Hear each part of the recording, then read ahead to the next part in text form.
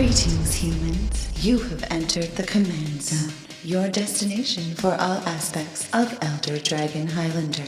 Enjoy your stay.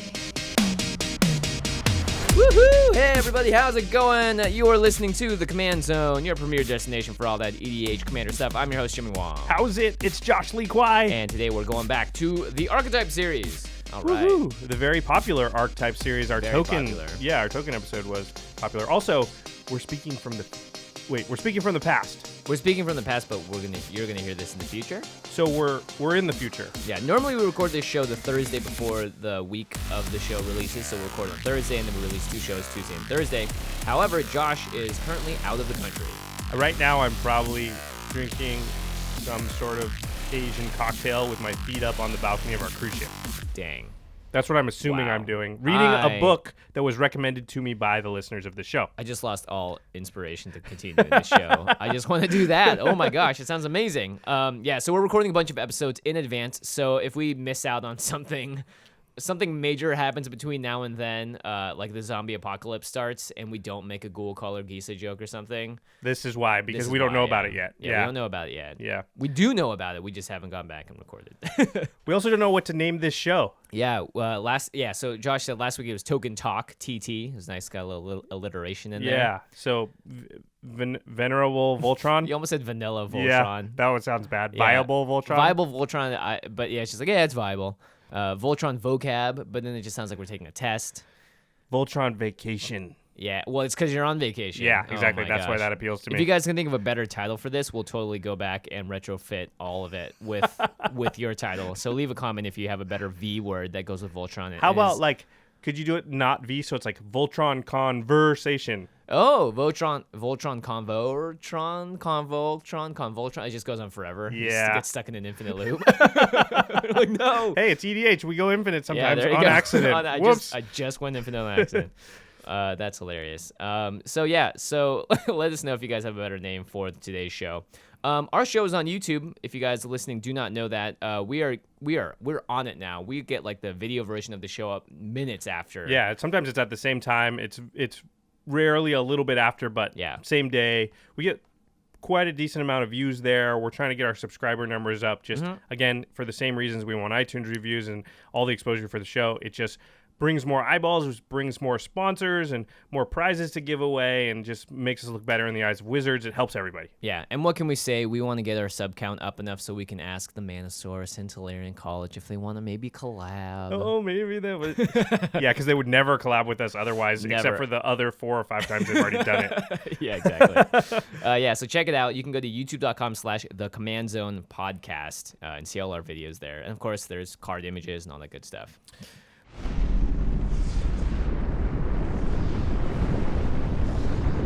Okay, Alright. So let's just jump right in here. This is going to be, again, the Archetype series. Last time we talked about tokens as an archetype. This time we're talking about Voltron as an archetype. So I guess the first question, Jimmy, is what is Voltron? Voltron was a very popular show back in the day. Voltron, Defender of the Universe. It was about a group of, fighters. Lion-shaped spaceships. Yeah, that could form together in space to become this giant, awesome, super mega robot. That had a sweet sword. It's what every kid dreams of. Yeah. It's Transformers. It's if all the Transformers hopped onto each other and created a mega Transformer. In fact, they had Transformers that did that. Yeah, exactly. And I remember you could buy toys too, and would get them at McDonald's, and you could put them together over the course of weeks and stuff. So Voltron, when it comes to EDH, is about suiting up a general to kill someone with commander damage, and by giving them all the sweet equipment and making them super buff as the original Voltron, Defender of the Universe, was. Right. It's about making one big threat. Yeah. So all your cards sort of pile on to one card in some manner to make that one card extremely dangerous. Yeah, extremely dangerous, hard to deal with, hexproof, indestructible, all that good stuff. And if you guys do not know, you probably should at this point, you can kill someone in EDH by giving them 21 commander damage. So that is the main idea behind Voltron, usually, is to make your commander just kill someone by having that specific card do 21 damage to them. And it doesn't matter if their life total is 1 billion at that point. Yep, exactly. Yeah. One thing I really like about Voltron is that it's a uniquely EDH archetype. It doesn't really exist in the other formats. In Legacy and Modern and Standard, it's not usually very smart to just put all your eggs in one basket this way. And also, they don't have commander damage, so it doesn't do what it does in our format. So it's something that's very, very commander EDH centric. You only see it in our format. That's one of the things that makes it fun, is because that's the place you can do it. Yeah, and one of the big things too is that a lot of the cards that make Voltron really viable are not legal in a lot of other formats. Like really broken equipment is usually banned across the board in all the other formats. Because Umezawa's Jit is just like you cannot even Jitty. Umezawa's Jitty. Pretty sure that's correct. Yeah, pretty sure. And also, it's actually Standard kind of has Heroic is the closest they'd have. Right. But again, that's on multiple creatures. It's not like they take like 12 enchantments and pile it on one dude. With Bestow, you could sort of start to do that a little bit, but it's Bestow, Boggles gets there a little bit with Daybreak Coronet and all that stuff. But yeah, in general, it's usually not a good idea, because if, let's say, you pile a ton of stuff onto one creature and someone's just like, I kill it, then you're down a lot of time, mana, resources, cards. It's just bad on all levels. Yeah, exactly. But EDH makes that viable because this is a really effective way to end the game. So let's talk about upsides and downsides and just what we like about Voltron. So the 3 Fs. Ooh, here we go. It's fast. So Voltron's generals are usually lower casting costs, usually around 4, because it's an aggro strategy. So you want to be attacking. Yep. Voltron decks are often the decks that sort of like can KO a player on turn 5, 6-ish, with a good draw maybe earlier. Yeah. Yeah, and that appeals to people because, if you want to be doing stuff aggressively, Voltron decks are a really good way to go. Yeah, it's way better than just making a ton of creatures and attacking, because it's like you still got to get them from 40 to 0, but getting someone from 21 to 0 is way easier. Yeah, and that's the other thing, is it's really taking advantage of that commander damage rule, whereas there's a lot of decks that don't. They're going to do 40 damage to you. Their commander's not actually going to do any commander damage to you, like Nekusar. Nekusar is not going to attack you very often. It's mostly going to be, dealing damage to you another way, which is not commander damage. Yep. The next F is flashy. Flashy, yeah. It's definitely in both the mechanic flash, I'm sure, is actually that a lot of stuff that has flash is good in these decks, because this deck can kill you out of nowhere. It just comes out at it's like I swing, and then they're like, no blocks? Yeah, and you're like, and then two spells later, a combination of a couple of things, and all of a sudden you're double striking and your team are battle raging. You're doing whatever, and you just end up killing someone without them being able to do anything. If this deck was a boxer, it's Mike Tyson. Yeah. If Voltron was a boxer, it's Mike Tyson, because it's like, don't blink, it could knock you out at any moment. Yeah. You won't see the hook coming before it connects.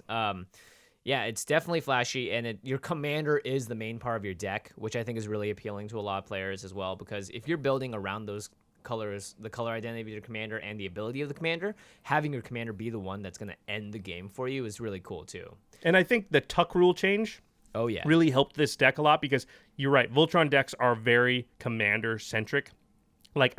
Your commander card, not the format. And that's really appealing to a lot of people. That's the flashy thing they want to do, is they want to play Rafik and swing at you for 1,000. Yeah, I think that's actually really similar to certain video games in current life right now, like League of Legends. You play a champion that is your specific person that you choose, and it's just you. You're not like controlling an army. It's not like StarCraft where you're like, StarCraft. yeah, exactly. Definitely. And the last F is focused. So Voltron decks aren't trying to do like a bunch of stuff. They're not usually toolbox decks, right? They're gonna make a big dude and hit you with it. And it's not that they're not going to ever interact with their opponent's stuff, but that's just not their priority. A lot of their ways to deal with their opponent doing stuff is to kill that opponent. Yeah, pretty good. It has a plan.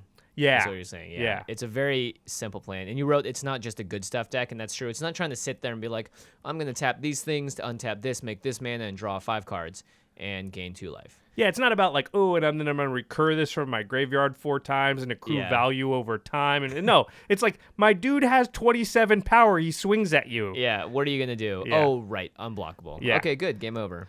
However, as you might be able to tell, there are also lots of downsides here, and these are the 3 S's. 3 S's. Very nice. Josh formatted this episode, and he I work in marketing. What do you want from me? There you go. The first S is Spendy. So a lot of the cards and the most powerful cards for these decks are expensive, not in mana cost, but actual cost of the card. Equipment is very important to all Voltron decks because that's one of the easiest, most visible ways to get a power up. And it's a lot of times preferable to enchantments because when the creature dies, the equipment often stays. Yeah. So, yeah, a lot of your most powerful cards will be equipment, which means this first one, Stoneforge Mystic, is something you really want.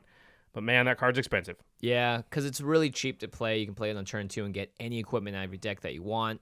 Because sometimes you're fetching out the Sword of series, and based on the colors of your opponents, you're going to want to find the sword that gives you protection from someone that you're trying to kill. So Stoneforge Mystic is essentially another tutor that can also cheat out the cards without having to pay their mana cost. She can put a Batterskull onto the battlefield for just 2 mana. It's like there's crazy. So much stuff that she can do. It's one of the more powerful cards in the history of Magic. Yeah, exactly. And it's played in Legacy, and therefore that's why it's so expensive. Speaking of the Swords of, they're all mostly very, very expensive also. Yeah, and the really good ones are really good for a reason. Like they'll let you untap your lands after you connect. You know, there's lots of Feast and Famine.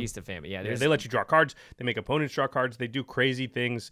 They're all very good. Yeah, they'll do damage to an opponent based on the cards in their hand. They just all have great value, and they're all pretty relatively cheap to cast. But not cheap to buy. Not cheap to buy, yeah. Unfortunately. And then things like Enlightened Tutor, the things that let you go find the specific enchantments or whatever you need. And often this deck has cards. There's a toolboxy aspect in that you want to go get the card that gives you the protection from this specific opponent's color or whatever. Right. So Enlightened Tutor, Academy, Rector, those types of things, not cheap cards. Yeah, not cheap at all. The second S of the downside of Voltron is it's scary.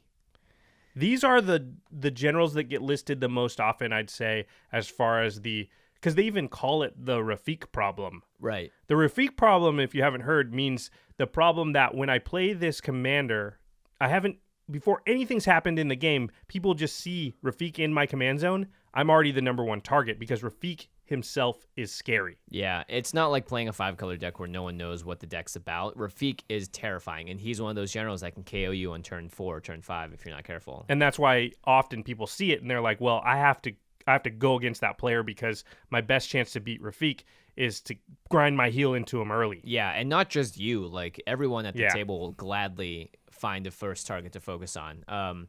So yeah, the generals that usually get played, like Shu Yun, Sigarda, all these generals are people look at them immediately and go like, oh yeah, this is a problem, and it's very hard for someone to look at the card and disagree with the person trying to say that. Yeah, there's not a lot of like extraneous like calculations they have to make. They look at it and go, well, that thing just swings at me really hard. It's not hard to calculate it, you know? It's not like Nekusar where you're like, okay, I draw an extra card every turn.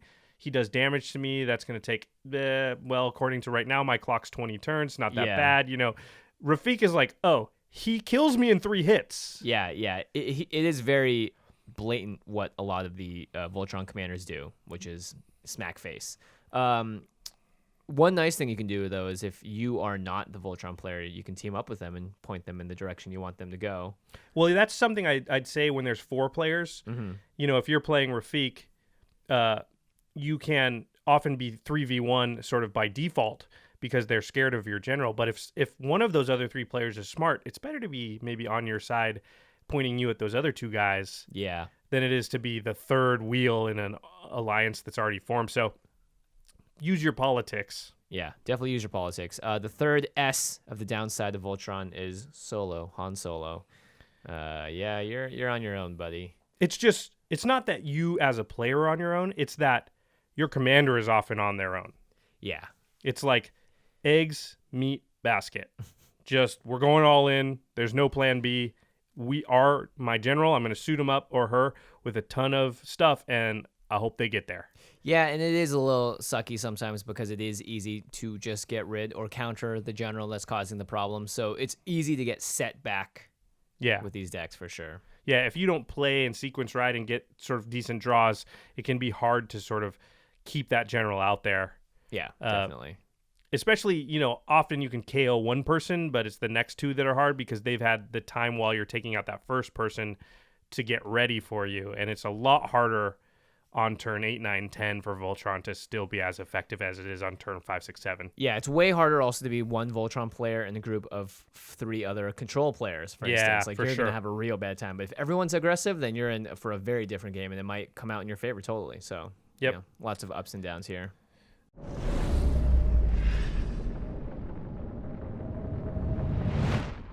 Okay, so let's talk about the cards that are going to go in your 99. We'll talk about the commanders themselves a little bit later. We're going to talk about cards in your deck now. Yeah.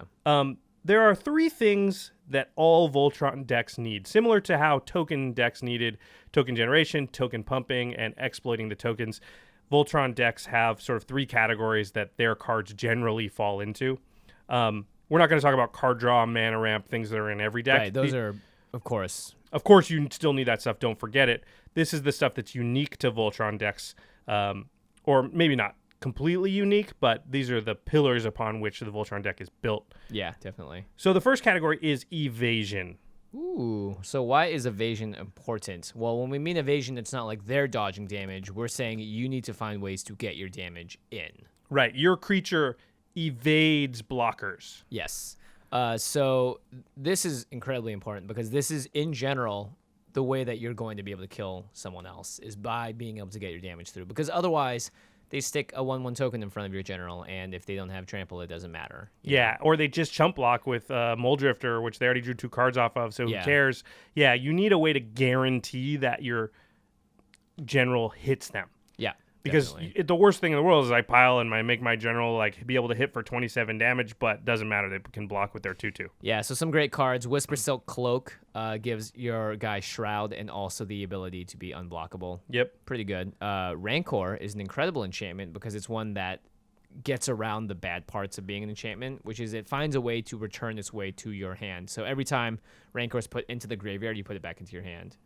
And it just gives a creature +2/+0 and trample. Yep, it's an enchantment. And trample, I think people don't really necessarily consider it evasion, but it is. It's a form of evasion. It's a way that it's hard to block. A 1/1 can't block a 10/10 that has trample. I mean, it can, but it doesn't actually do that much. Yeah, exactly. And it's going to incentivize your opponent to actually have to put real creatures in front of it if they want to stop the trample damage from coming over. And that's why something like Double Strike with trample is so important too. There's also cards like Thassa, God of the Sea. You want to read her? Yeah, she is 2 and a blue for a legendary enchantment creature god. She's a 5/5 indestructible. As long as your devotion to blue is less than 5, Thassa isn't a creature. She says at the beginning of her upkeep, scry 1, which is nice, but not the salient detail here is pay 1 in a blue, target creature you control can't be blocked this turn. So yeah, and that's really cheap. 2 mana, because Rogue's Passage, a land that does the same thing, costs 4 to activate. And you have to it really tap costs 5 because you have to tap the Rogue's Passage also. Yeah. Yep. And Thassa is like an indestructible enchantment that does this. Very hard to get rid of. Once you play Thassa out, you're just basically going to be able to make something unblockable for like the rest of the game. Mm-hmm. You know, it's just hard to remove Thassa. Yep. And there's occasionally instant speed evasion tricks. Yeah, you'll see this in Shuyun sometimes, and I think it's a decent idea to have 1 or 2 of these even in like, you know, your quote-unquote Rafik style decks. Yeah, it's like your trump card. People don't see it coming usually. Or if they know it's in there, they do have to account for it, even if you don't have it. So it's good to have that ability and let it be known you have it. So things like, I don't know, Artful Dodge is one. Just instants and sorceries that make your guy, usually instants better, but that make your commander unblockable just until end of turn. Or some have rebounds, so they sort of do it for 2 turns. They do it for 2, yeah. You put Shadow Rift here, which is hilarious because it doesn't give them unblockable. It gives them Shadow. And like, I'll be surprised if I find a creature with Shadow on the battlefield when I'm playing Commander. I mean, if you do that, you can always attack somebody. Yeah, exactly. And the nice thing about Shadow Rift is it's an instant and you get to draw a card as well. Yes. So yeah, those cards are way better in decks like Shuyun, who's wanting to cast spells to activate his ability to begin with. Another thing that all Voltron decks need in the 99, we have power. Power overwhelming. Yes. By power, we just mean ways to increase the power. Make them hit hard. Yeah. A very simple one is Bone Splitter.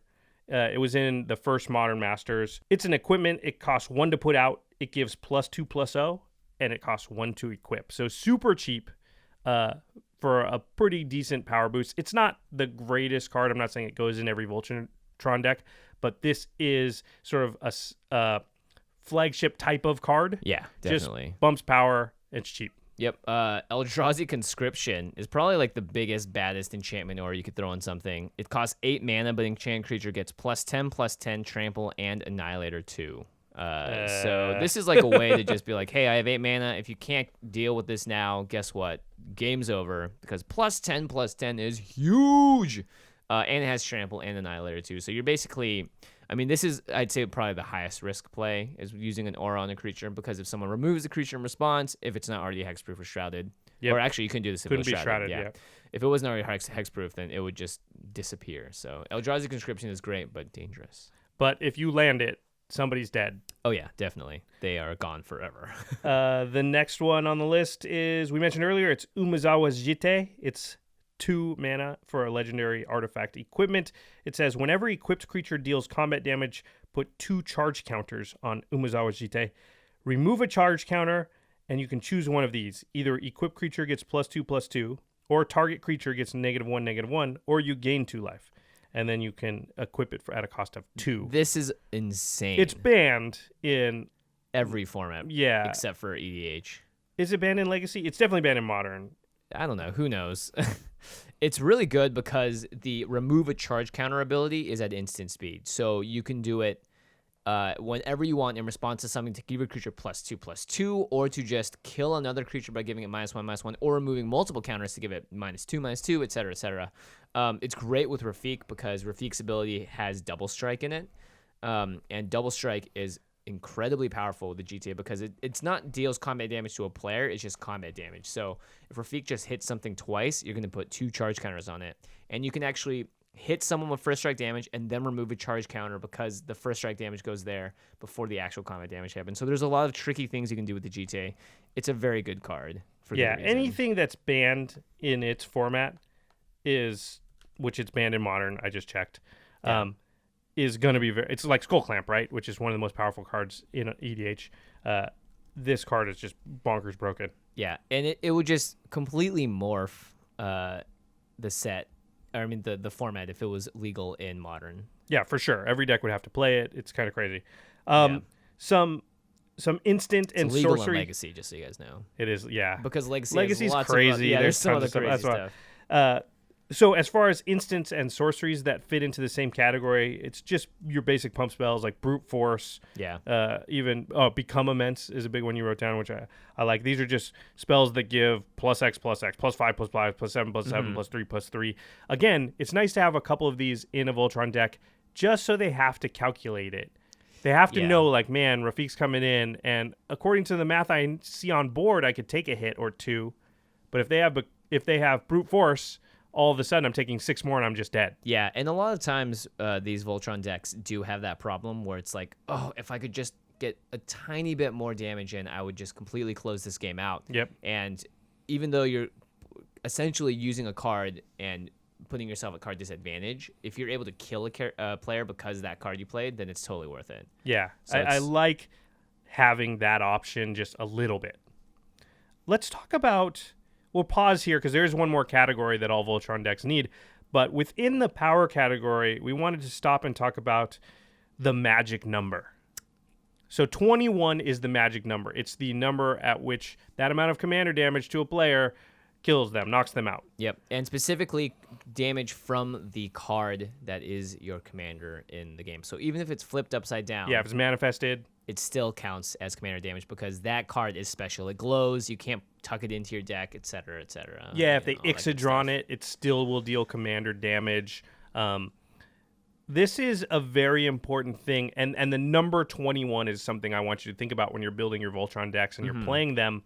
Each Voltron commander has a different starting power. They have different abilities, like Uriel will get like bonuses based on the enchantments that are on him and stuff like that. And so what happens is you need to be aware of what your clock is a lot more in a Voltron deck. And we talked about clock in the Lingo episode, but just to go over it here again, it's how many hits it will take to KO somebody. Yeah. Or in the reverse, how many hits it's going to take for someone to KO you. Or, Right. what's my clock? If I don't do anything, my clock is 1 turn because they can just swing out and kill me next turn. So that sort of thing. So let's talk about, say, Rafik. Rafik basically has double strike.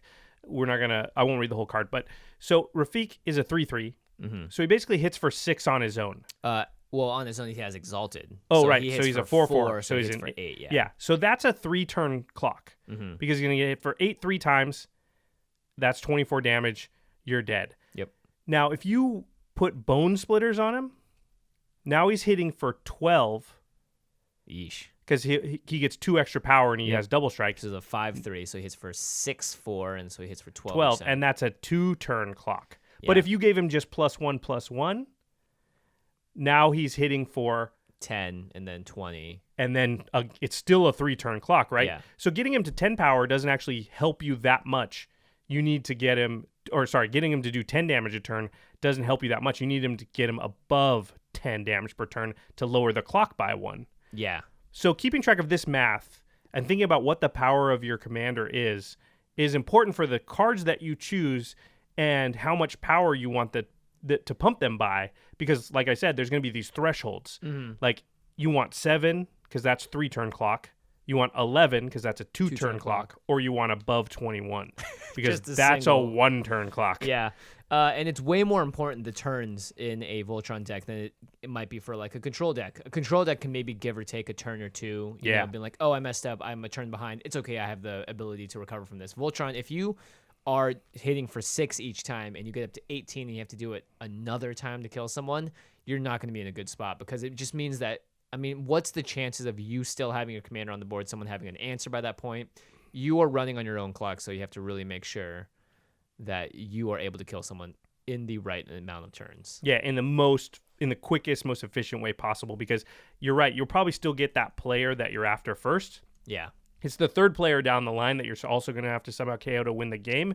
He got 2 or 3 extra turns out of it, which is an extra Fog, an extra Wrath, an extra Cyclonic Rift, something like that.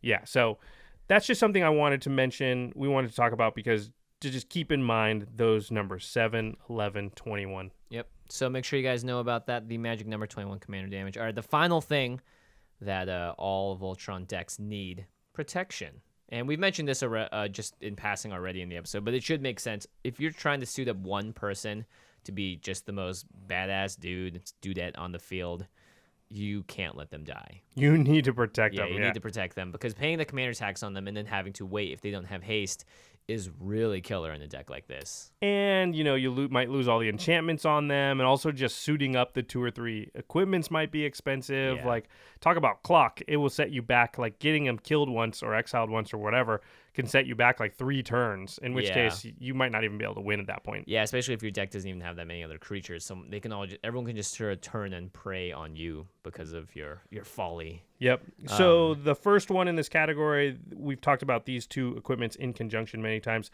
Lightning Greaves and Swift Foot Boots.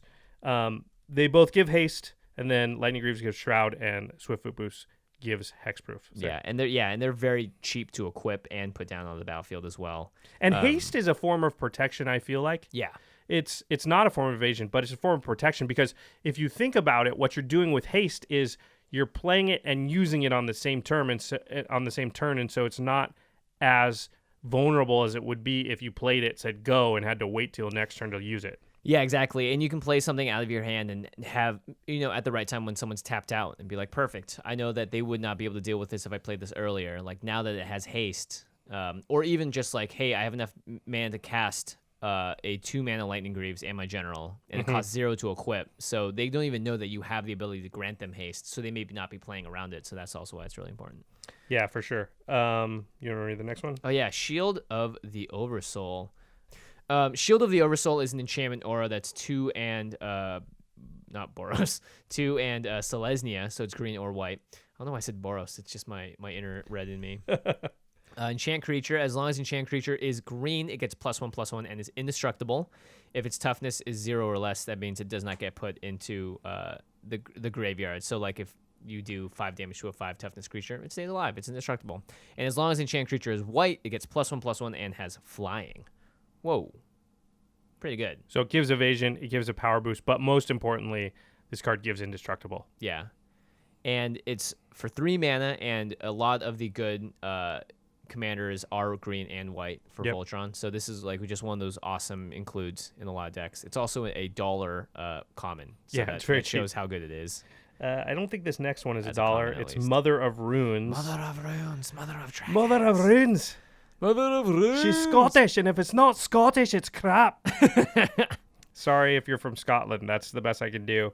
That's pretty good. She costs 1 white. She's a 1/1.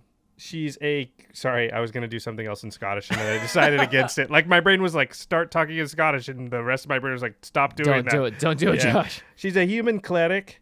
You can tap her. She's target creature gets control. Wait, target creature you control gains protection from the color of your choice until end of turn. Hey, it's pretty good. It's not bad. Yeah, I was talking about the card, not your accent. Sorry. Oh, it's pretty bad. I'm just messing. Mother of Runes is great just because she can come down on turn 1, and she can also give protection to herself, which is really important. Yep. Also, protection is a form of evasion because if you give it pro white and they only have white blockers, guess what? You can swing on through because they can't stand in your way.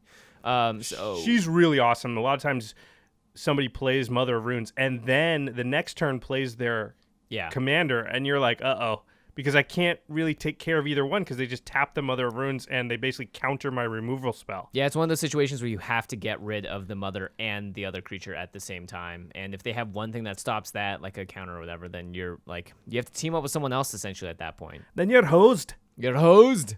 There's also Privileged Position, which it's one of those enchantments that I don't really see enough of for whatever reason. It's 2 and then 3 Selesnias, so green, white, green, white, green, white. Other permanents you control can't be the targets of spells or abilities your opponents control. So it just gives every permanent you have hexproof. Pretty crazy. Yeah, because usually when, like you equip Swiftfoot Boots onto a general, and it's like, aha, he has hexproof, what are you going to do? They just get rid of the Swiftfoot Boots. In this one, they have to get rid of Privileged Position. Yeah, exactly. And it's like the Evasion of hexproof. Yeah, it's a very good way of putting it. And of course, Evasion hits you for 8, and Privileged Position doesn't, but still. Yeah, and it's just an angel, no problem. Privileged Position is great. It's just one of those cards that when you play it, it just makes your opponent's life that much harder. It's just like another step they have to take before they can take you down.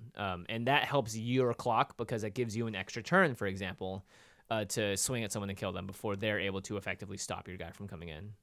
Now, some of the instant and sorcery ways, mostly instant ways, to fill this category, something like God's Willing, is 1 white mana for an instant. Target creature you control gains protection from the color of your choice until end of turn, scry 1. So it's an instant speed protection. It basically works like a counterspell, but as you mentioned earlier, it can, in a pinch, make your guy unblockable by giving protection from the color of whatever creature they have and swinging in, although most of the time you're just going to hold that 1 white mana up because you might be playing a deck that doesn't have blue and you don't really have any other way to counter a removal spell. Yeah, so God's Willing as a counterspell is great, just to make your target illegal for whatever spell they're trying to cast at it. Counter Magic is just great, too. Yeah, counter Magic is probably the best thing Sometimes in this even category. just countering them trying to counter your general is enough to win, Yeah, or a lot of times the answer to a Voltron general is Wrathing because they make it hexproof, shroud, something like that, in which case you have to just do a board wiping effect to get rid of it. Right. Just probably the best way to stop a giant, huge board wipe. Yeah, it's counter magic. Yeah, because board wipes get around the fact that it individually can't be targeted. Like, board wipes don't care about that. And once again, this is why I love Swan Song. And, of course, Pact of Negation and Force of Will are awesome, but they're expensive because so often you don't have the time to wait to play your general when you also can leave 3 mana up. Yeah. So it's a lot better to have the cheap casting cost counter spells so that you can counter that wrath or whatever. Yeah, and in general, you're wary of the instants and sorceries with Swan Song. That's what you're wary of. You don't care if a creature comes down and may potentially try and kill your guy. That just is not as common. Especially if you already have hexproof or shroud on it, then there's not very many creatures that can interact. There are some creatures that wrath, but like you said, we don't see them that often. Yeah. All right, let's talk about the percentages. We talked about this. Oh, yeah, this is interesting. Token generators versus token pumping in terms of what kinds of cards you need for your token decks in the previous Archetype episode. Yeah, and what we came to was you want a whole lot more token generators than you do token pumpers. But we've got 3 categories. We've got evasion, power, and protection. And honestly, I'm not sure how the ratios should exactly come out. I think it's something that is actually very dependent on your commander. So if you're playing Rafik, one of the big parts of the deck is putting Exalted on the battlefield. So you have a lot of other creatures that have Exalted. So in this case, you're not looking to put as much protection, or you're going to have to get rid of power or one of these categories, because Rafik is powerful enough. He's going to make your guy hit for a ton of damage. So you don't need to necessarily make his power that much bigger with tons of stuff in your deck, because you have other creatures that are your Exalted triggers. Right. And we've found, just by when we were talking about it earlier, Rafik only needs +2 to turn the clock into a 3-turn clock. So that's just two things that give Exalted. It's really interesting. I don't know. I think Evasion is really important, but the nice thing is that Evasion and Protection usually sort of fall along the same category with a lot of the Whisper Silk cloak and the boots and the greaves and all that. I think you're right. It does matter who your commander is, because they will bring with them one of these categories, and that means that category doesn't have to be as robust, because if you're like Rafik brings the power category, so your power category can sort of take a little bit of a hit to make the protection and the evasion part a little bit stronger, because Rafik brings power.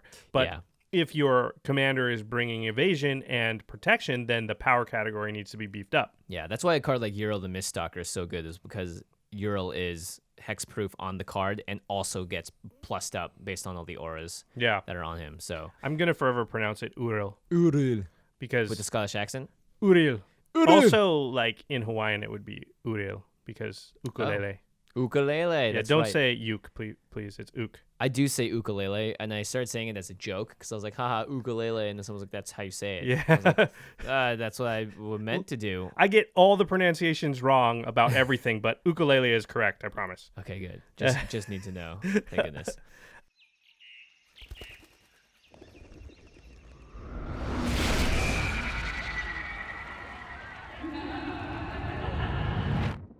So let's talk about some cards that cover multiple categories, because this is another way, like we always talk about, cards that, like, if I need evasion, power, and protection, well, I need as many cards as I can that are plus power and give flying, or, give protection from a color and give +2/+2. Those things really make it so that my categories can be super, super robust, and I always have all the things I need in my hand, because it's not like each card is doing just one thing. Yep, exactly. Cards like Angelic Destiny.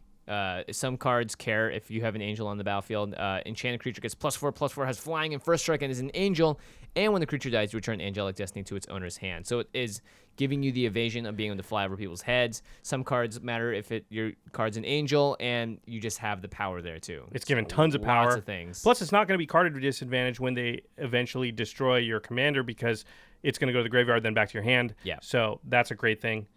We've talked about the swords of X and Y, so I'll just pick Sword of Feast and Famine to talk about. It's so good. Yeah, it's a 3-drop artifact equipment. Equipped creature gets +2/+2 and has protection from black and from green. So we're getting power, and we're getting a protection and a little bit of evasion. Yep. Yeah.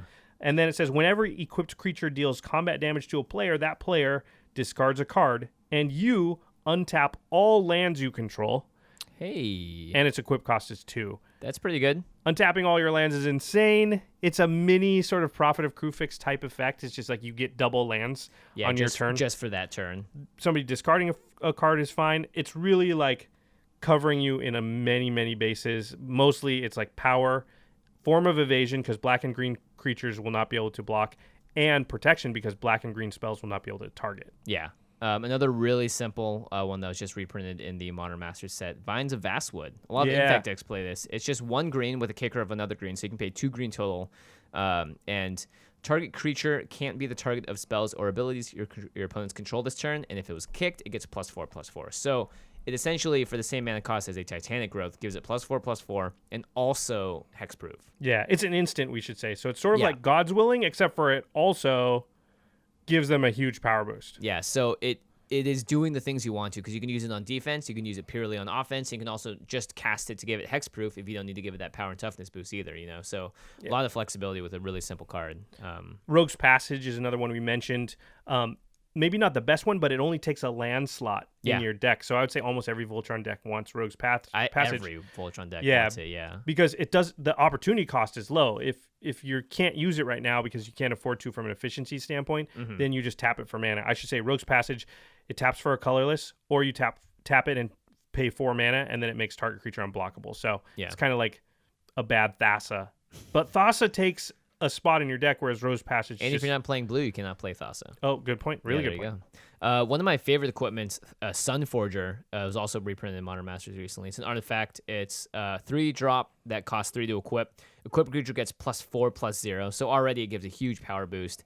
And the best part is for playing a red and a white unattached Sunforger, search your library for a red or white instant card with converted mana cost 4 or less, and then play that card without paying its mana cost.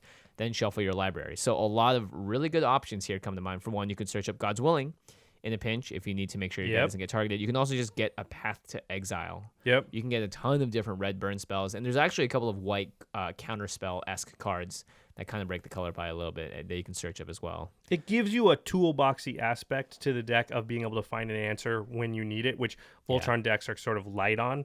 And it's doing something else you want, which is making your creature hit for more. Yeah. So all very, very good things. All good things. All good things. We should pause here and talk about Infect. We sort of kept it in its own category. Infect is very, very good with Voltron decks because it's basically a power boost. Yeah. It's just saying like, oh, well, you can hit for the same amount you're hitting for, but now instead of 21, you just got to do 10 damage. Yeah, and your deck's already built to try and do a ton of damage in one big swing. So we won't go into it super deep. We did do an episode with our buddy Craig, who, if you listen to the show at all, you know he loves Infect. It was episode number 62 with Glissa the Trader Infect deck. Infect, very good with Voltron, but I think it's only good if you're willing to commit to it. Like one or two Infect cards, not that great. There's a couple that are high impact enough that maybe you would just play the one, but in general, you would want your deck to be heavily skewed towards Infect for that to work. Yeah, and if you're not heavily skewed towards Infect, then just having one equipment in there that gives Infect is not the worst, because it could just be one of those like, you know what, I need to find a different win condition. I just need to search up one thing. But sometimes, I would agree, you kind of want to make your deck around it because you're trying to win in two different ways and you're trying to race everyone at the same time. Like, everyone's already not going to like you for being Voltron, so may as well just tack Infect onto it while you're at it. That's a good philosophy. Skitherix is the general that is the Infect king, queen. It's just a giant. Plus, looks sick. Yeah, looks super sick. That was our background for Dragon Week. Yeah, it's Skitherix the Blight Dragon. It's 3 black for a 4/4 flying with Infect, and you can give him haste for 1 black, and you can pay 2 black to regenerate Skitherix. So, incredibly powerful. And basically, if you're trying to kill someone with 21 commander damage, and you can also do it for 10, and you also have other creatures in your deck that can add up to Infect, you only need to have 3 other guys hitting someone, getting them to like 7 Infect, dropping Skitherix, giving it haste, and just ending the game right there too, without having to boost up the commander or whatever. So there's lots of really fun ways to build Infect Voltron.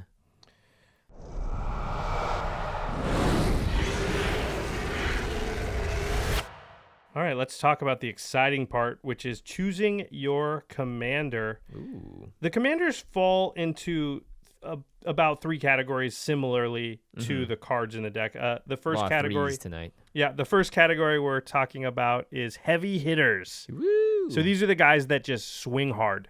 Rafik, we've talked about already. Yeah, we actually have a podcast where we do break down Rafik. It's one of our early episodes, episode number 10, where we have a deck tech on Rafik, if you guys want to check that out too. Remember, it was an early episode, so don't hold out against us when you listen to it. But the deck is actually very good. Yeah, it was actually based off of one of Craig's Infect decks. Because, oh my gosh, it's a beating.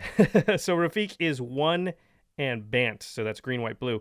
For a legendary creature, Human Knight is a 3/3, has Exalted. Exalted says, whenever a creature you control attacks alone, that creature gets +1/+1 until end of turn.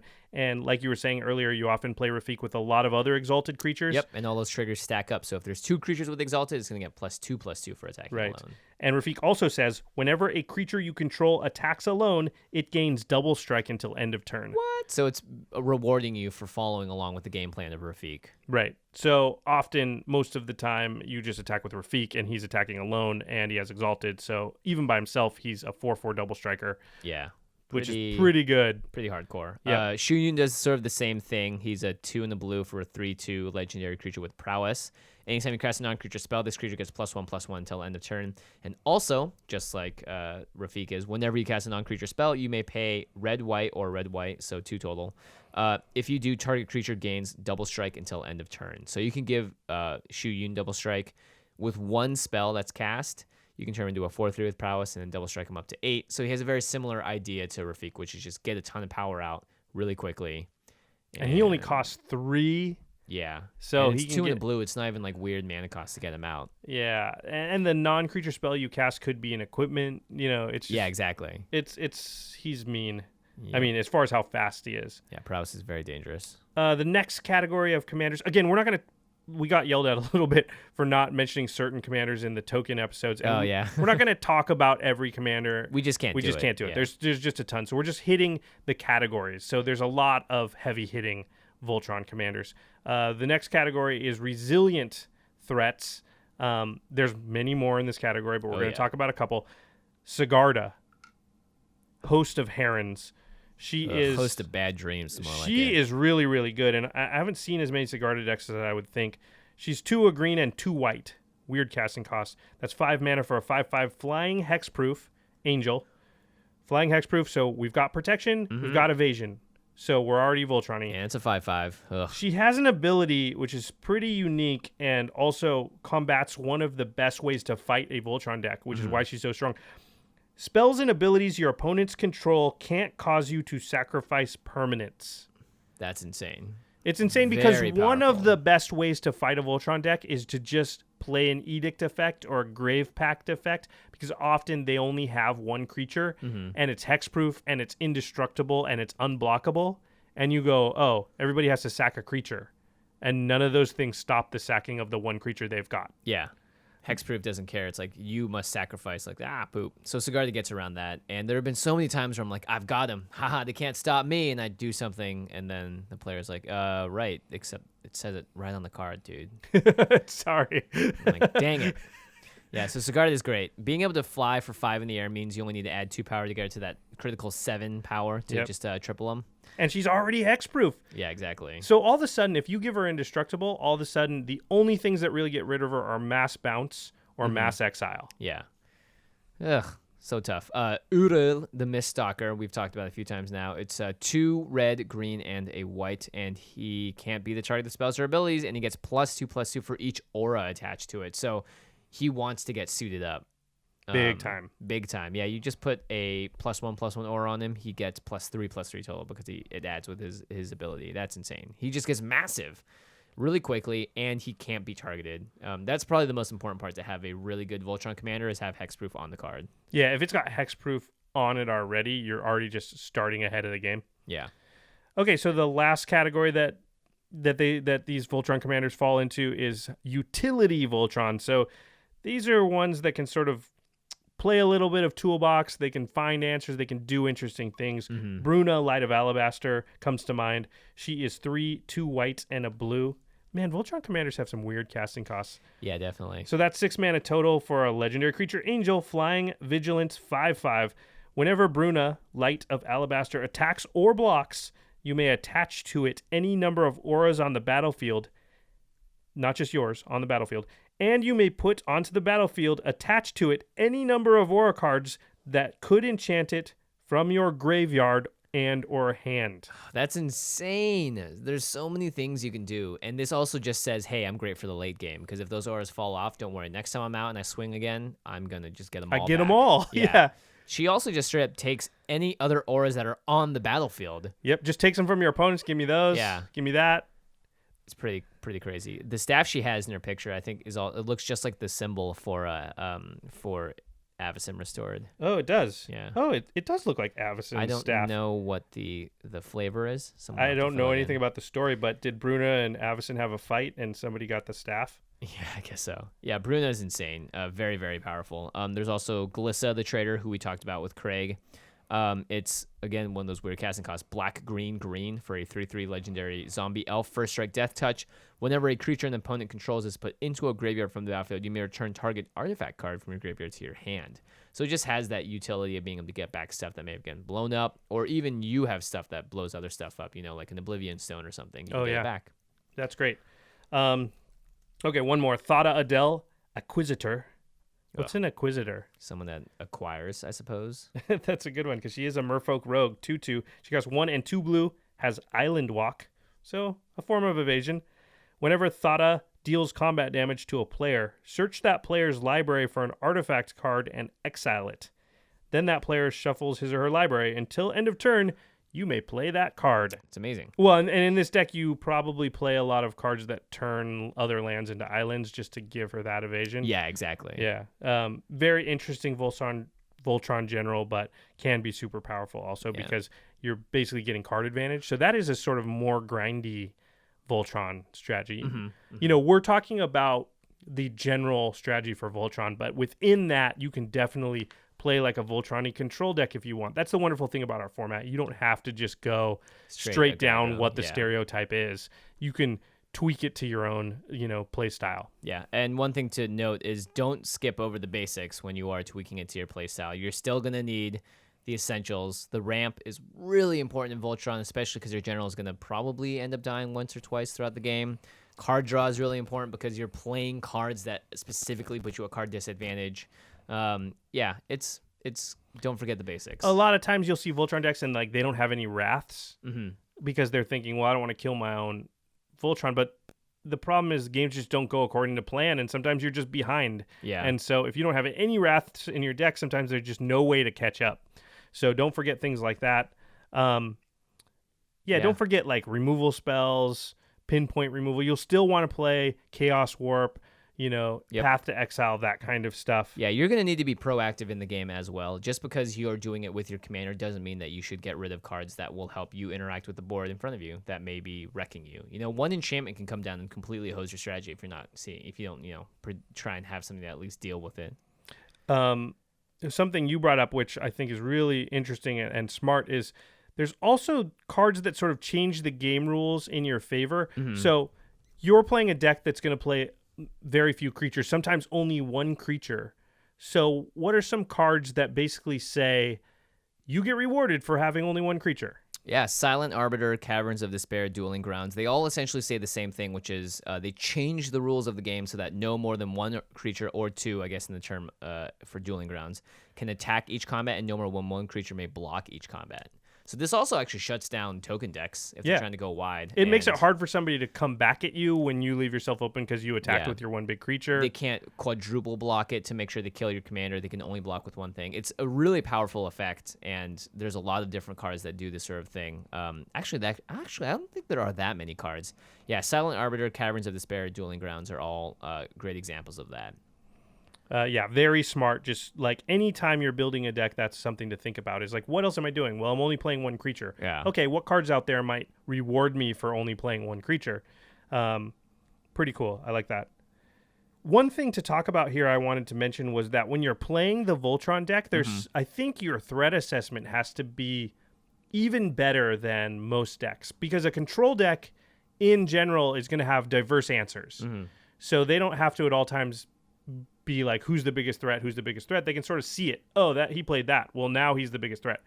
Voltron deck doesn't have that luxury because your response to some of that stuff is to kill that person. Yeah. Because you're not going to be able to play as many diverse answers. When we say make sure you have Chaos Warp and Path to Exile, that's true, but you can't have 10 of those cards in your deck. You can have only a couple because otherwise you don't have the ability to make your Voltron guy big enough to do what you're trying to do. It'll hurt your main plan. So you need to be able to identify, well, that guy is dangerous. My response is going to be to KO that person first. Yeah, that's actually a really good point. Threat assessment, because if someone is playing the deck that just hard counters yours, either with their commander or you just know the deck, you need to know who to go after first. And also to make sure that they don't... Because one person having something that really beats your deck in Voltron means that everyone's beating you. It's hard to get out from under that. Yeah, so you really need to be low. I have to take out this person first, then this person, and I can save this one for last.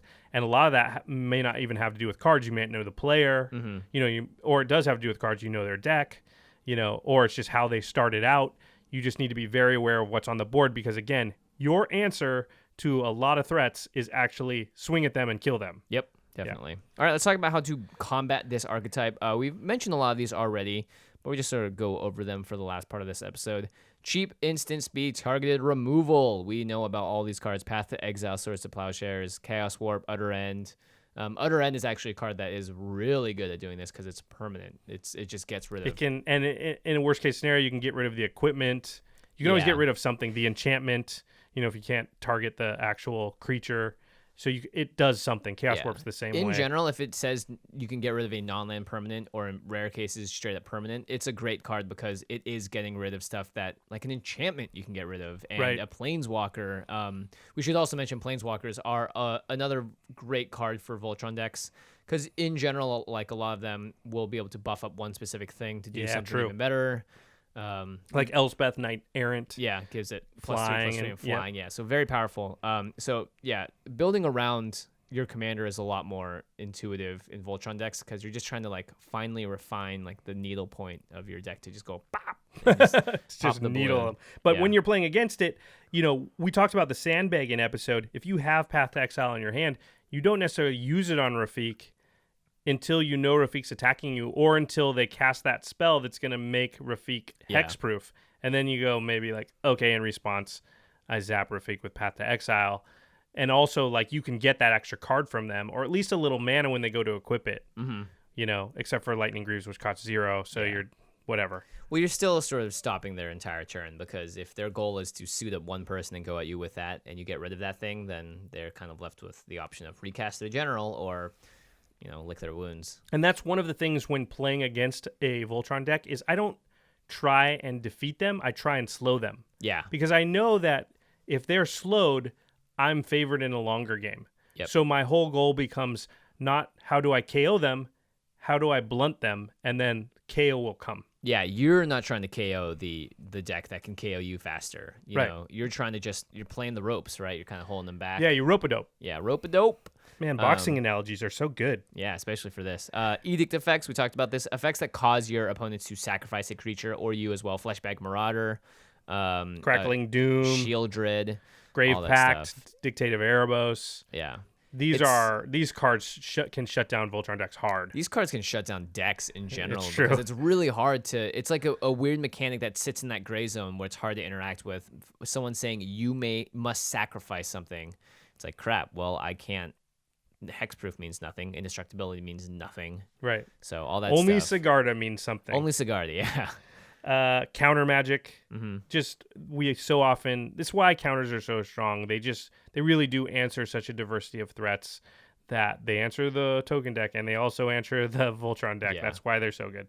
Yeah. Control magic. Just steal their general. Sometimes, yeah. If they make it hexproof, you can't. But a lot of times, if I keep saying Rafik, let's choose a different one. If Shu Yun comes out and then you go steal Shu Yun, that deck might just be turned off. Oh, yeah. I mean, they're waiting, depending on what kind of control magic you use. If it's an enchantment, they might be able to God's Willing and get it off because give it protection. But if it's not enchantment based, if it's some other way that you've taken it, it's going to be, they might need a homeward path or something. Like, it's going to be very hard. Yeah, definitely. Yeah. There's also cards like Righteous Aura, Forest Field, Fog Effects. Yeah. Just ways to stop the actual damage being dealt from being dealt. Fog Effects are great. What were we just talking about? Just slow down. Slow them down, yeah. Slow them down. The edge. Yep. And good politics, as always. Yeah, this is something that I think I use as a strategy against Voltron decks a lot, and people should try, which is that you always know, like, he got Umezawa Jite onto his Rafik. Now, next turn is very dangerous, and I don't know who he's going to swing at. And so a lot of times the right play is to look at that Voltron commander with the Umezawas on it and look at your hand and look at it and look at your hand and just shake your head and just be like, I can't afford to play anything because I don't know if you're going to attack me with that. Yeah.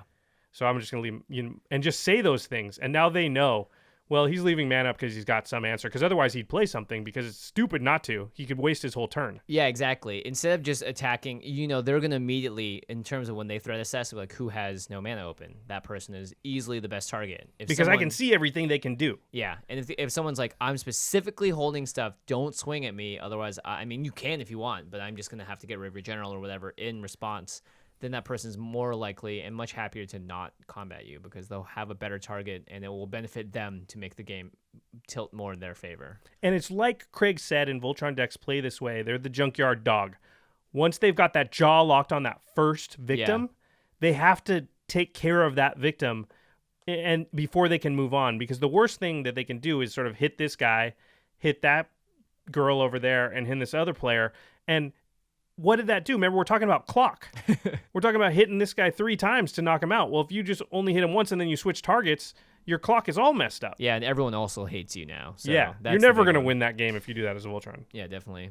All right, so that pretty much wraps up our Voltron discussion. There's a lot of cards and a lot of stuff that, of course, we did not cover. We'll make sure to read the comments and find out what we didn't get to. Very importantly, let us know, guys, if there's cards or specific things that you think that are really important to Voltron, something that really has shaped how you play the deck or have seen other people play it as well, and we can get a conversation going, because this is definitely it seems on the surface like it's not a very deep strategy. It's very complicated. It's very complicated, especially because sometimes the Voltron decks aren't playing for an early game. They're playing for a mid to late game strategy. Yeah, and smart Voltron decks are built so that they are fast, but they also have an ability later to do sort of pivot slightly and still win. Yeah, exactly. Yeah, it's a fun archetype to play and to play against. Definitely one of the pillars of our format. Mm-hmm. And we'll definitely try and do a couple more Voltron deck techs in the future, because we've only done, I think, Rafik was the only one that really... I think we did Shu Yun. Yeah, the Rev came on and did Shu Yun. Oh, yeah, that's right. You know what? We've done a couple. Yeah. Never mind. Forget everything I said. We're still going to do more in the future, and perhaps a Deck Doctors. No promises, no but promises, perhaps. No promises, yeah. Okay, time for the end step, where we talk about something cool outside the world of Magic. I've got something. Yes. So there's this book series. I know I talk about books a lot, but this is actually going to turn into a thing about TV, so just stay with me. So there's a book series by Terry Brooks, one of my favorite writers when I was a kid. Terry Brooks. It's called the Shannara series. A lot of you, I'm sure, have heard of it. Sword of Shannara is a very famous sort of Tolkien ripoff, but then, but Terry Brooks started that way and then sort of built his world, and then it becomes very not Tolkien-esque. It's still got his foot in it, but it's following its own storyline and its own characters. And they're actually making a TV series based upon the second book in the series, which is called Elfstones of Shannara. Jon Favreau, who is the director of the original Iron Man movies, you remember him from like Swingers and a whole bunch of movies. He's one of the producers on it. Maybe directed some of the episodes. I'm not sure. Oh, very cool. You can find on YouTube, if you look up the Shannara Chronicles, there'll be some sizzle reels and some previews and stuff. And also, Shannara books are published by our good friends at Del Rey Spectra. Oh. And they did not put me up to this end step. I just really am a fan of these books.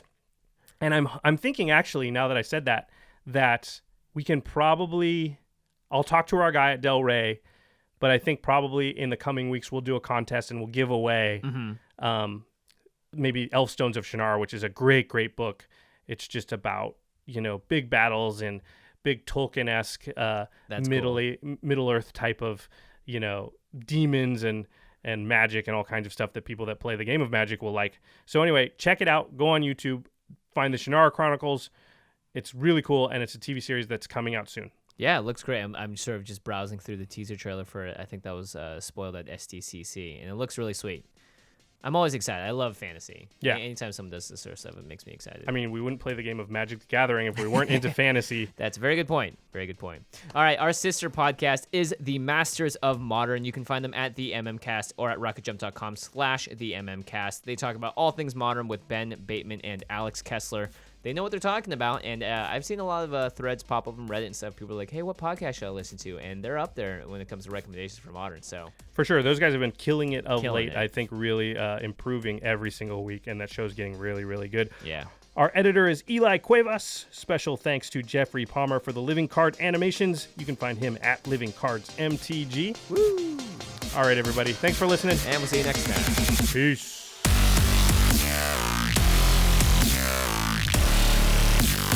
Thank you for your attention.